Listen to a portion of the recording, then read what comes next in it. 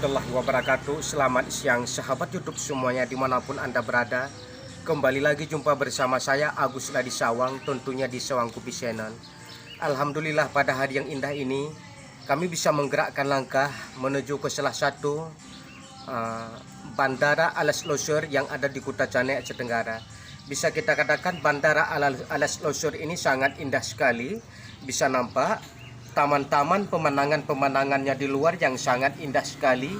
Yang sangat menarik sekali dengan Bandara Alas Losur ini adalah ketika kita berdiri di Bandara Alas Losur ini, di sekeliling kita bisa melihat pemandangan gunung yang sangat indah sekali, yang sangat luar biasa sekali. Untuk saat ini Bandara Alas Losur Kuta Cane, Aceh Tenggara ini hanya ke Banda Aceh.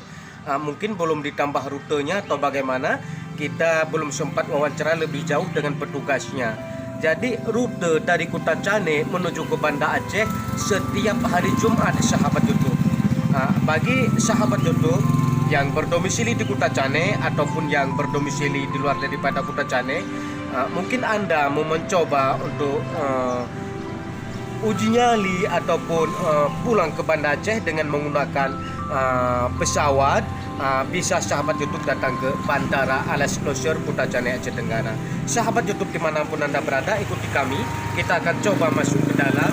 Kita akan coba meliput keindahan-keindahan di dalam Bandara Alas Losur ini. Ikuti kami.